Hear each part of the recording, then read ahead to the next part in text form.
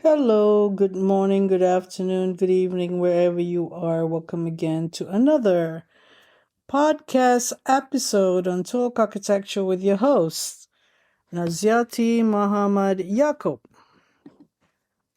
So, I'm going to continue with the discussion on spoon feeding. The last episode I was talking about actually some sort of introduction to the topic because of an inquiry by a second year student of architecture on an issue of what's wrong with architecture education. So I mentioned about architecture education needing to be changed. And the second year student would like to know what is that all about. And eventually, whatever advice I gave them, it is about, at the end of the day, spoon feeding. So the topic became stop spoon feeding architecture students why graduates lack confidence. But now I'm gonna quote from an article that I read earlier, which discuss the issue of spoon feeding.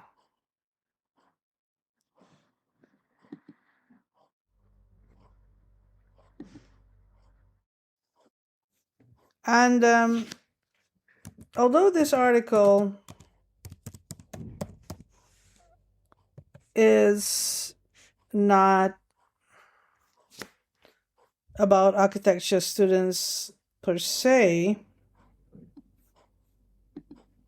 it gives an idea of the points that is needing to be discussed when we talk about spoon feeding, but I would explain it in the architectural point of view. So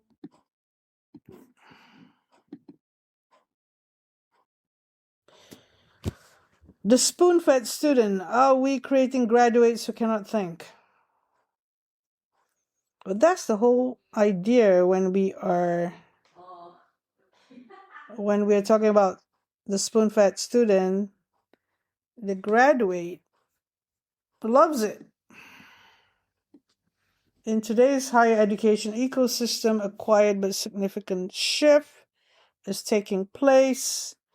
Students expect notes, summaries, important questions, and ready-made study material for nearly every topic taught in class. At first glance, this seems harmless, even supportive, but beneath this comfort lies a deeper concern. So this is by Dr. Abijit Shatterji. In November 16, 2025, he did an input essay on this topic, which bears down on, are we unintentionally creating graduates who struggle to think independently? So in the context of the architecture education, the comfort that costs learning. Convenience is seductive. When students receive well-structured notes or PowerPoints, they feel secure, but this comfort comes at a price. It reduces the need for curiosity, critical thinking, and intellectual exploration. Years ago, students actively engaged with textbooks, made their own notes, debated concepts, and explored library resources. Today, many wait for the next PDF to arrive in their inbox or WhatsApp group. So this cultural shift is slowly weakening the very skills higher education is supposed to build.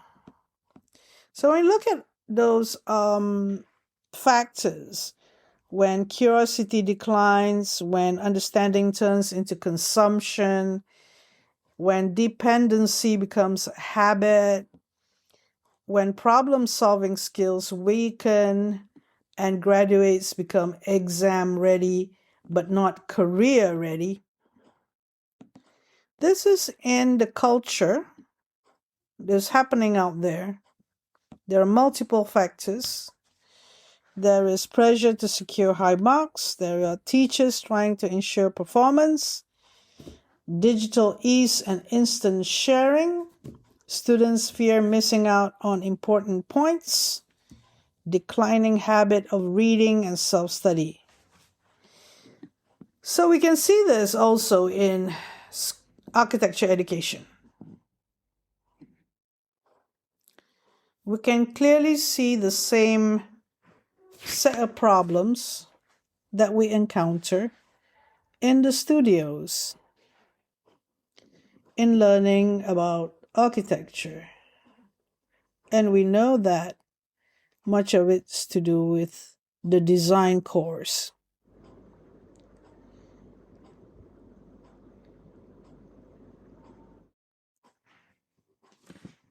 All in all, we see that the design course is based on a lot of input and from the tutors themselves in design crits. And what sort of input is it actually?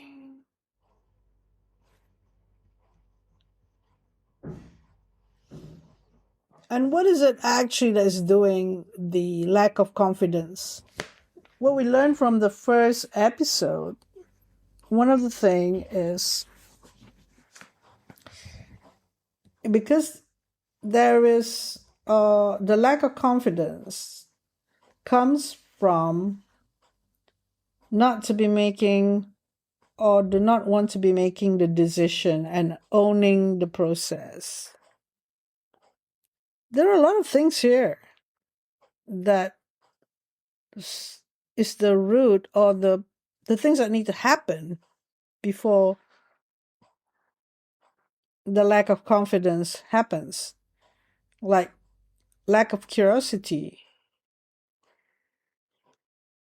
You know, when it comes to architect mentoring the students, or the tutor architect mentoring the students, we think about the relationship. We used to think about master and apprenticeship, right?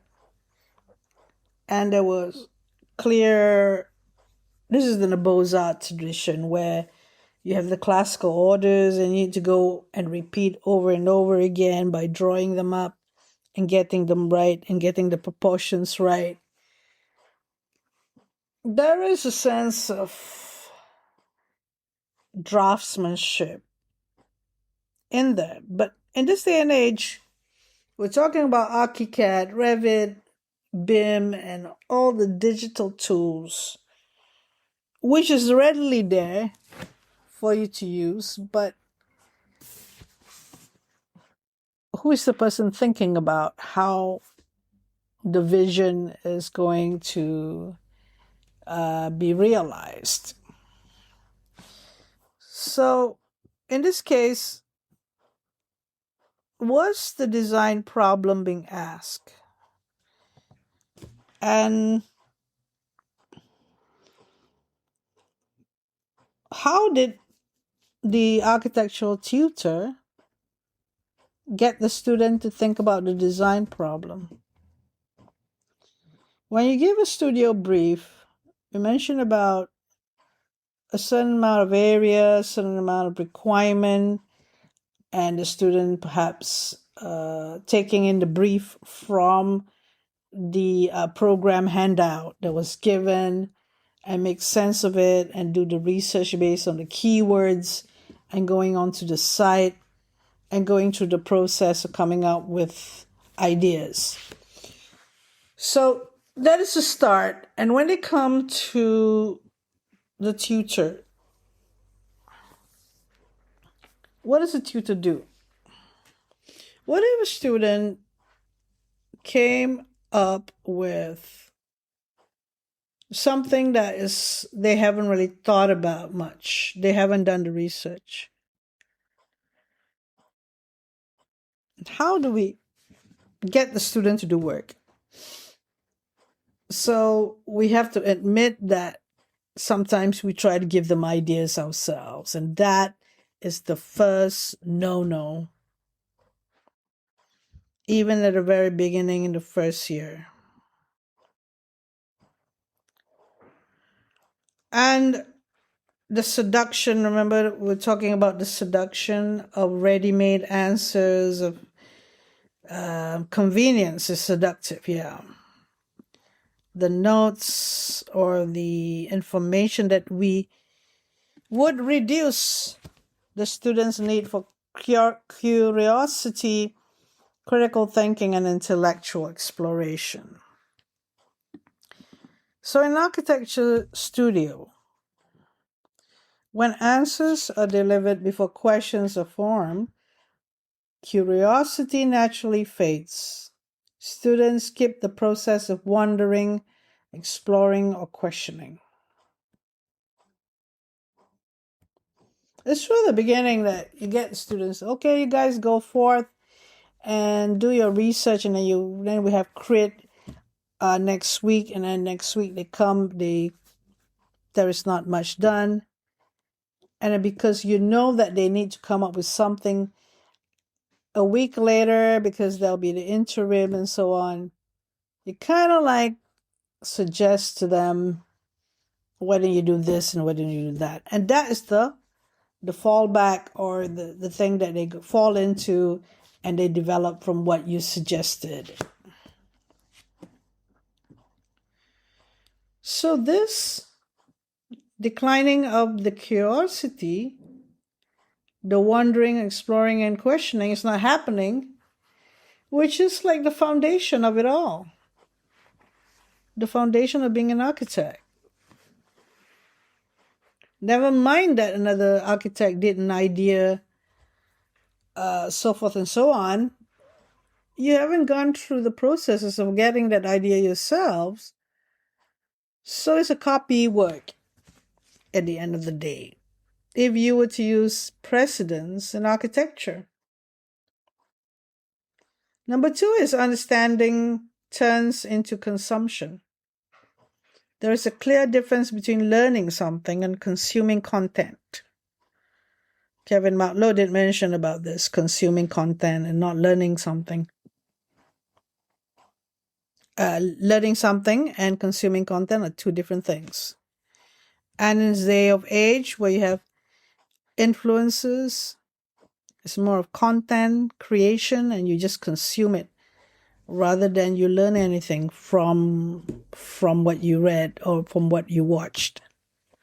So ready-made notes encourage the latter, which is consuming content. Ready-made notes meaning videos or information that just tell you the solution to a problem, but you're not critical of that solution. You haven't gone to the case study, or you haven't gone to visiting the place, and the people said good, do this, do that, and so on, and you think that's good enough. And you can't really say that they are lazy, because they think that is the way to do it for students of architecture. They're not able to discern whether they are being curious or critical. Students end up memorizing bullet points rather than understanding concepts deeply, so it's memorizing more than anything else. The third point, how spoon feeding impacts student. Dependency becomes a habit. So once students get used to receiving everything in a pre-digested form, their reliance increases. They avoid textbooks, stop taking handwritten notes, and depend entirely on the instructor's applied material.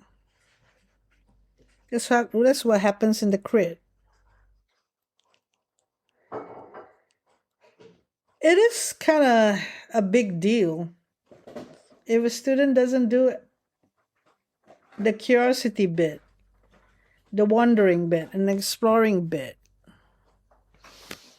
There are studio programs that try to induce them to doing that.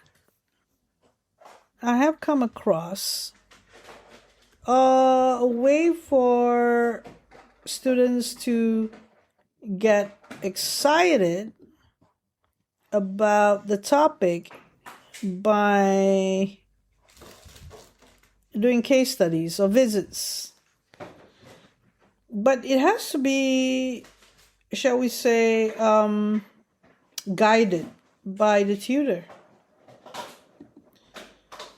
They would need to explain why they're doing it, why they are visiting the site, and what observations to be made. And it could be a logical way of doing it, or it could be an emotional way of doing it, depending on the approach. And so dependency becomes a habit here when they're not independent to do their own notes from their observation, thus depend entirely on the instructor's supplied material. So the fourth factor is problem-solving skills weaken. And that's something that is really critical, because in architecture is a lot about coming up, solving the design problem.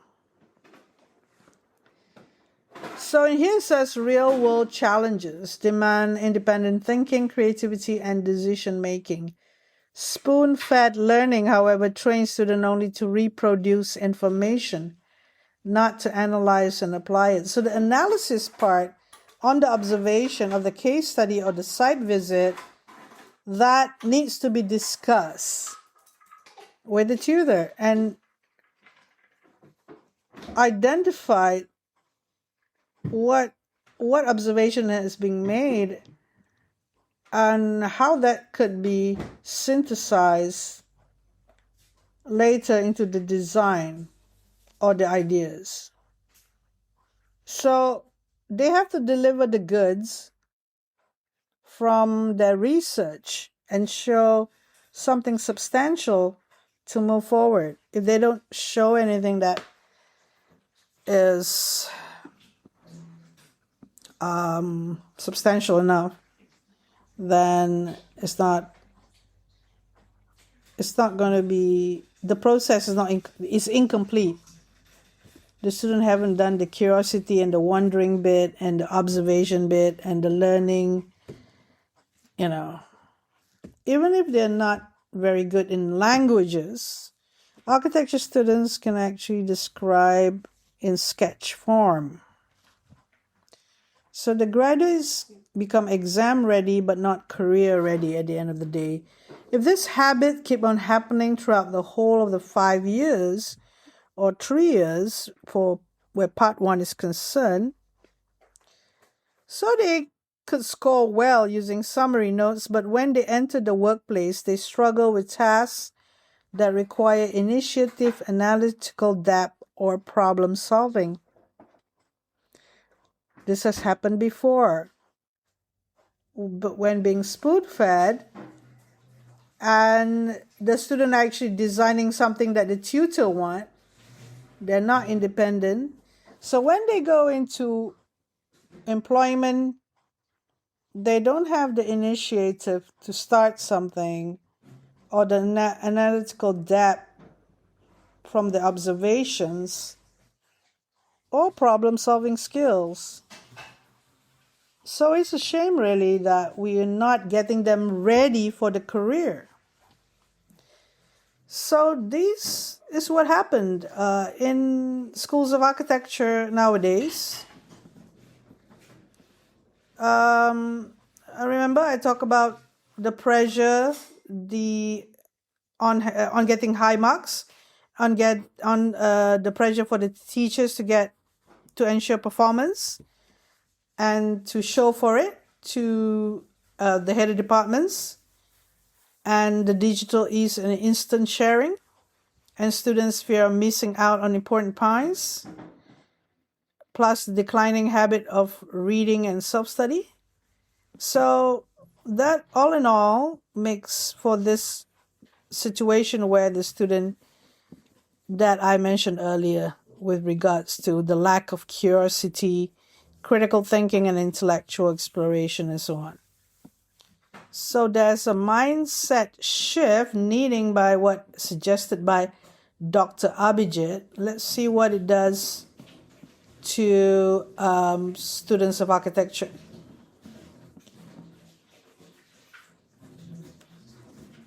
Encouraging students to create their own notes.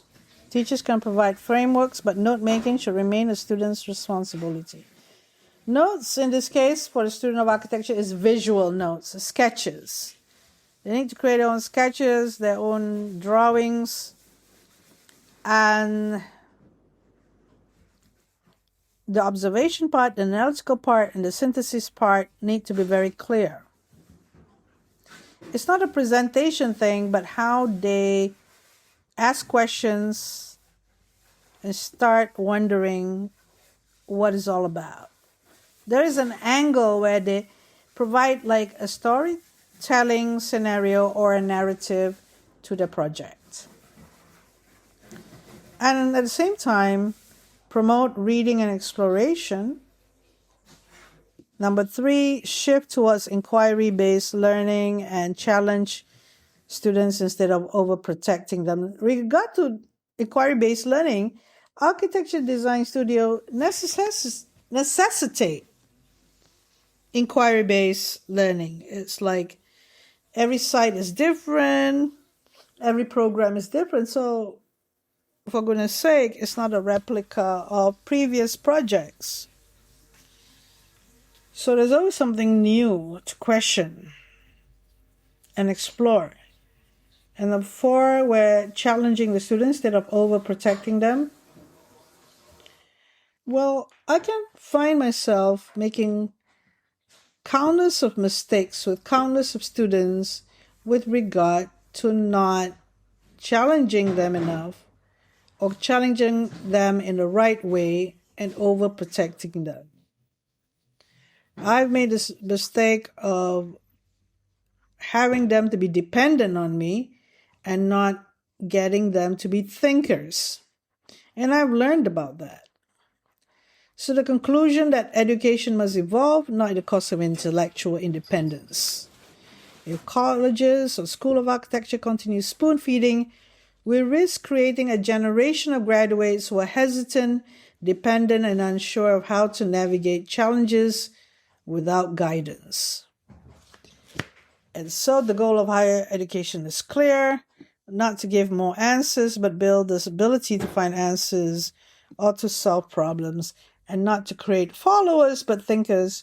And I remember that in Kevin Martlow's interviews on do your own thing and not be influenced by influencers, but you can have mentors instead. So the responsibility is shared. Teachers must resist over-supporting, and students must learn to embrace effort. Only then we can build a future workforce that thinks, questions, and leads. It's a very good article indeed. And it's understated. And we can apply this in different disciplines. So with that, I would like to conclude this episode. Thank you very much for listening.